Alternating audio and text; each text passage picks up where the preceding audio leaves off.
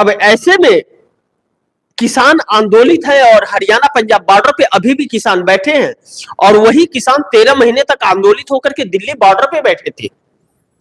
अग्निवीर को लेकर के, रोजगार को लेकर के धरना प्रदर्शन हो रहा है। हरियाणा में लगातार 5 सालों से धरना प्रदर्शन चल रहा है।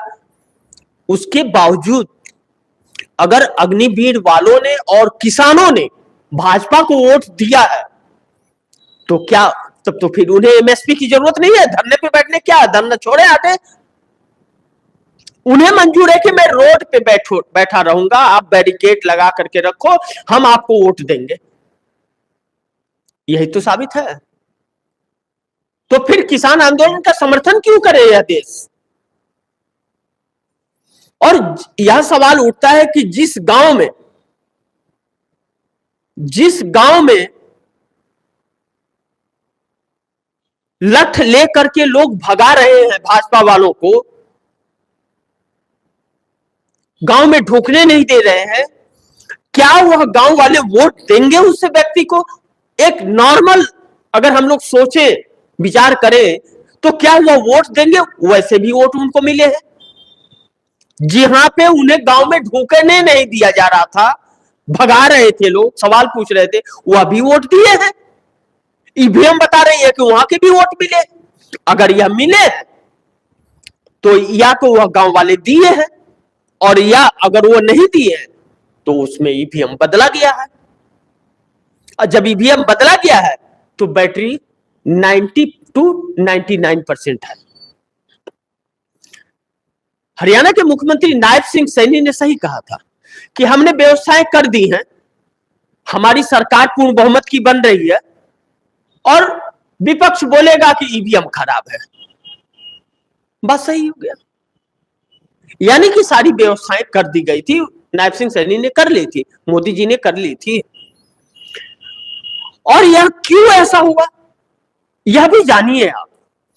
240 सीटें आने के बाद नरेंद्र मोदी यह 4 महीने के बीच जो उनकी दुर्दशा हो रही है और जो उन पर सवाल खड़े किए जा रहे हैं, जिस तरह उनके सहयोगी भी आंखें तरे रहे कि अब आप किसी काम के नहीं हैं, आरएसएस कर रहा है, भाजपा के अंदर एक बगावत के सुर उठ रहे थे। महाराष्ट्र में भी उनके लिए और झारखंड में भी बहुत बड़ी मुसीबत थी और आरएसएस एकदम तुल गया था कि मोदी को कुर्सी से हटाना है और अध्यक्ष भी हमारे मर्जी का होगा। हमें यह नफरत वाली नहीं चाहिए, हमें क्या नाम है कि सबको लेकर चलने वाली चाहिए। आरएसएस इस पर एकदम फाइनल फैसले पर था कल। हरियाणा आ गया झोली में और जब हरियाणा आ गया वह एकदम साम दंड भेदभाव चोरी डकैती हर तरह से जब आ गया है तो आरएसएस को तो और भी डर लग रहा है कि जब नहीं जीत रहा व्यक्ति पूर्ण बहुमत की सरकार बना रहा है तो यह तो और भी घातक है। अब इसलिए आरएसएस को और भी सोचना पड़ेगा। क्या अब आरएसएस यह फैसला लेगा जिन फैसलों पर था कि हमें मोदी को और जेपी नड्डा को हटाना है, अमित शाह को हटाना है, अब वह यह काम करेगा?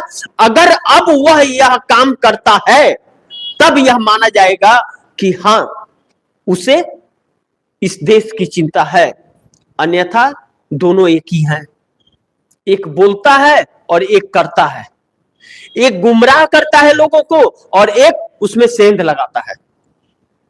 यह सत्य है, इसे आप झुठला नहीं सकते, इनकार नहीं कर सकते।